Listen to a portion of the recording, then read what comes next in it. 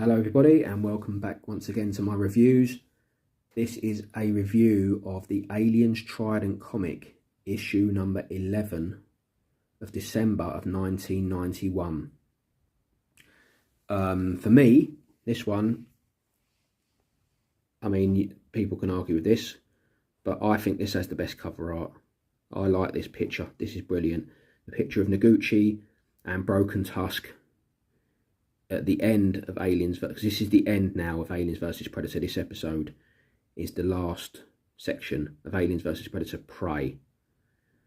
We've got issue 11 of Aliens, of the Earth War story, and we've got plus the Predator story as per usual, and that's set in Predator Big Game, which we've talked about before. It's still £1.50 of the now King's money, the then Queen's money in the UK, and this edition is December 1991. It was the last of the year, obviously, in 1991. They then had a price change, and the covers changed as well. They didn't use the same cover. They changed all this completely in the next edition, which I personally didn't like. I like this the way it was. I think they should have left it the way it was. Yeah, up the price because you have to. It's inflation, isn't it? It just happens, doesn't it? But no, they didn't need to do the changes they did. Now, whether they did the changes as they did because the money, it was maybe cheaper, I don't know. It may have been more expensive. I have no idea. But I think personally that it may have been a money thing because they went bankrupt, didn't they? Trident Comics went out of business. So, you know, not on sale monthly, not suitable for young children, still the same. So there we go. So we've got the Alien story once again. Story by Mark Verheiden, art by Sam Keith, colouring by Monica Livingston. And so it's Ripley, Rebecca Newt Jordan, and Corporal Hicks were the only humans to survive when the aliens wiped out the colony on Acheron. They've all been through a lot since. Now, many years later, they've reunited. But in the meantime, Earth has fallen to the aliens. They dominate the world now, and have altered it beyond recognition. There are few humans left, but Newt, rescued as a child from Acheron, is becoming obsessed with Amy, a little girl barely surviving. It's time to fight back. And Ripley thinks she knows how. For years she's had visions and dreams, and she believes they've given her the location of the alien homeworld and the queen of all the race. Now the trio are on the homeworld, having arrived with a group of Marines. Most of them have been wiped out by the aliens. The Queen's select guard and their vehicle's nuclear reactor is badly damaged. Things can't get worse, except for Ripley, who's going it alone. Now she plans to capture the alien queen of the whole alien race single-handed. So, as we did in the last episode, guys, we saw that Ripley had taken this mission to the alien homeworld, and they had reinforced the loading suits. And upon the planet, the group of mercenaries, Marines, have they're trying to lure this queen into a chamber they've got attached to a dropship to capture her, and they're going to take her to Earth because they know that once they take her to Earth, she can draw all the aliens to her, and that's what she does. That's why all the aliens on this planet are in one place, because they all go to this queen. She's got communication with them all. And it turns out the aliens have constantly been trying to communicate with this queen, but they're out of reach. So she believes that if she can get this queen back to Earth, she can nuke the site from orbit and take out the entire alien race that's on Earth. And that's what her plan is. But the group of Marines, Hicks and Newt, have become overwhelmed by these advanced xenomorphs that are on this planet protecting this queen.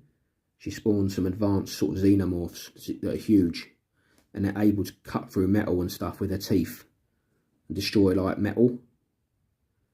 So they're attacking the APC at the moment. So Ripley has decided to go out and try and lure the Queen herself in a loading suit.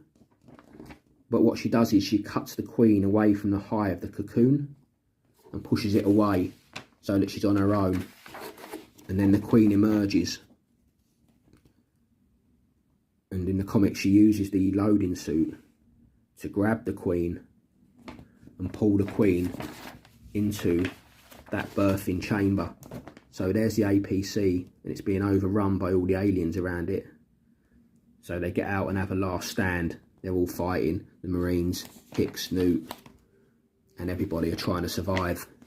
While they're distracted, Ripley manages to pull the Queen using the loading suit into the chamber and captures her. So they've sealed that. And then the captain, the pilot, kind of refuses to go down and wants to leave these guys behind because they've got no chance.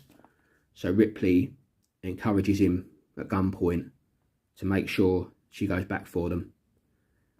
And they use the dropship as a way to clear a load of the aliens out using the thrusters,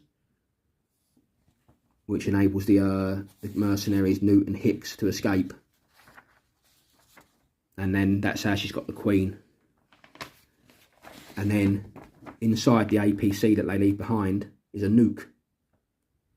And they nuke all the aliens on the alien homeworld, which is like a cool theory. There's Ripley there. Cool picture. Pulse rifle.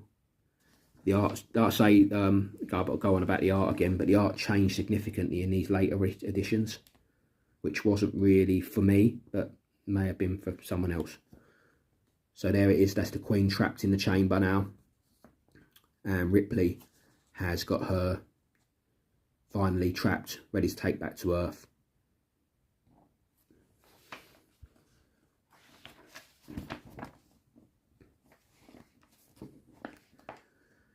So this is the, once again, the Predator Big Game story. This was by John R. Seedy. Pencils by Evan Dorkin. Inks by Armando Gil. And colours by Julia Lacament. I don't know if I said that right. But yeah, some cool art there. So the Predators are the universe's most deadliest hunters. They're smart, strong and fast, armed with futuristic weaponry. And they can turn invisible. They visited Earth twice. One wiped out most of the US Army's toughest squad of elite Marines in the jungles of Latin America before being blown up by the last survivor. The second expedition was much bigger and was in New York. That time nobody could stop them, but when the covert hunt began to turn into full-scale war, they lost interest and left. Now another Predator landed on Earth in New Mexico, the nearby army base, which was examining its spaceship, has already been destroyed in a massive explosion. Everybody in a state of confusion and panic, and only Enoch, a Native American soldier, knows that the monster is on the loose. So there you go. So in the last episode, we saw that the sheriff had gone to the ranch to find out what the ranchers were talking about and what was going on at the ranch. And him and his deputy both got killed. So, and the army base was destroyed when the scientists started to tamper with the captured Yautja ship, didn't they? So the Yautja set the self-destruct, destroying the entire army base. Nakai, who's the main character, he is trying to get through to the general to let him know what's going on, to let him know he's seen it, what he's seen, and how he's seen, trying to get it through to them that it's still not some communist spy they're dealing with or some super soldier. It's a killer, it's a creature, it's a monster. So he's trying to get through any way that he can, which is cool. So he decides to backtrack through the New Mexico desert to try and find a back way into the base. But on his routes, he starts tracking, because it's a bit like, the character's a bit like Billy from Predator, or the character from Prey, you know, able to track So he's tracking in the New Mexico desert, and he says he smells something cooking up. So when he looks and sees what it is, it's a yautja, and he's using his medical kit to repair himself. And there's some cool art of the skulls of the sheriff and his deputy that he's obviously taken out. And he thinks he's seeing, Nakai thinks he's seeing things, because I think he still believes that it's this Native American demon that he's seeing, this creature. And he knocks a rock, and the predator starts looking, and he can see his heat through the rock. But just as he's about to attack, by luck, a jaguar attacks the predator, and they start fighting. And that gives Nakai the opportunity to escape. There's some really good fight scenes with the predator, guys, with this jaguar, and they're tearing each other up. But then the predator uses his shoulder cannon to injure the jaguar, and finally he kills it with the shoulder cannon. But yeah, it looks like the jaguar's having a pretty good go at him there. And at this point of the story, Nakai manages to sneak back onto the base, and the general gives him a bit of time. And the general is unaware that he's actually crossed paths with it, and he can see what it is and what it does. And there it is, the predator heading probably towards the camp now, tracking Nakai, because he knew Nakai was there, but he got put off by the jaguar. So yeah, brilliant art there, guys. Yeah, Predator Big Game is a very good story. If you ever get the book's good. Concrete Jungle's good as well, if you read the books. Some cool comic characters there, guys. Star Trek, Doctor Who. I just liked Doctor Who when I was younger. I just like John Pertwee. I think he was best Doctor, personally. A lot of people have different opinions. Most people are big Tom Baker fans, but I always like John Pertwee. So there's Aliens versus Predator.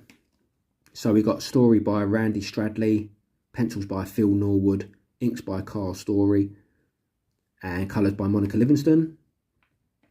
And so the race called the aliens are the most deadly natural predators in the known universe.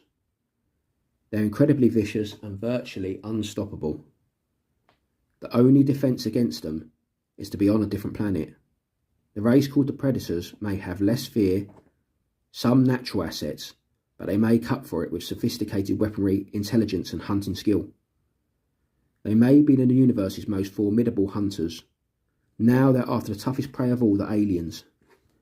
The human farming colony on Raishi thought they had no worse problems than dissatisfaction over the price of meat. Now they know there are monsters on the planet. Worse still, there are lots of them, and they're inside their perimeter defences. By now, they've already destroyed most of the humans on the planet. Their only hope, a slim one, rests in one lone predator, apparently befriended by Machiko, the colony boss. But they're very outnumbered. So this is the last episode of Aliens vs Predator now, and I think the best episode of the comics. So in the last episode we saw that Noguchi managed to escape with Broken Tusk, and that's what she's calling him, Broken Tusk. And they managed to escape and get away from the remaining xenomorphs, but they're on the run now, and there's far too many still. So they're trying to devise a plan as to what to do at this point.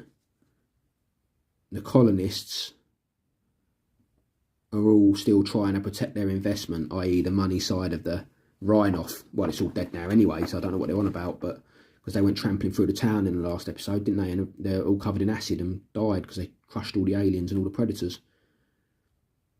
So there's Noguchi and Broken Tusk fighting together.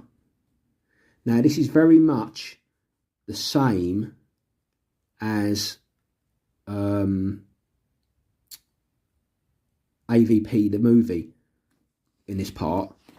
Now, they devise a plan to try to use the big, large central bus to kill the Queen by driving it through into the hive and driving it into the Queen. But they're unsuccessful. And all they do is destroy the egg sac. Because obviously they think that if they kill the Queen, once they get a hold of the Queen, the remaining colonists will be safe, as far as they can kill off the Xenos, and hopefully that there's nothing for them to be infected, so there's no more. That's the plan anyway. So they then, once they crash into the Queen, they then plan to use an escape pod to get out of the hive. I think the vehicle's armed. So they go into this escape pod to get out, but unfortunately the Queen manages to release herself from the truck, and she ends up fighting with Broken Tusk in the last battle. And it's pretty cool that Noguchi and Broken Tusk, because he gets badly injured by the Queen's Tau, just like in AVP, the movie. But Noguchi manages to save him. She shoots up the Queen. And then they destroy the Queen by shutting the Queen's head in the escape pod door on the ranching ship. And that's how they kill the Queen. And the ranching ship crashes and kills all the Xenos, remaining Xenos who were on board. And so that is basically the end of the story there. And the story ends differently to AVP, the movie. So Broken Tusk and Noguchi have a last sort of moment of friendship, because she's telling him to hang on. Soon the colonists will be here. And he says in his, Predator voice, "Hold the fort, I'll be back when I'm done." And then he dies. But before he dies, he does the old AVP marking on her, but he does it on her forehead, not on her cheek like in the movie. So in this, it's on her forehead, just as he passes away. And there's a great scene there at the end when Noguchi ceased her contract. The company pulled out of the system, shut it all down, too much of a loss. But she stayed behind, and it says that was a quiet 2 years. Doesn't begin to describe the experience of having an entire planet to oneself, but I've gotten used to it. Besides, I know that Broken Tusk people will be back someday with a new batch of bugs, and then I'll do a little hunting. So there you go. So that's how it ends. And there's Noguchi, very cool character in the Trident Comics. And that is the end of the AVP. So that is the end of that set of that story of the Aliens versus Predator. Predator Big Game is still going on, and you've got the last edition of the Aliens. So yeah, that was this was the time when the comics turned, and in the next edition, I'll explain why they turned. There was a price increase, and the art remained pretty much the same, but I don't know if there was something to do with financial difficulty or what. But that was this was the last sort of episode that I would say was, to me, my own opinion, the good ones. But yeah, it did change after that, but it didn't, like I say, they're still good, and I'll be back on the next review to let you know.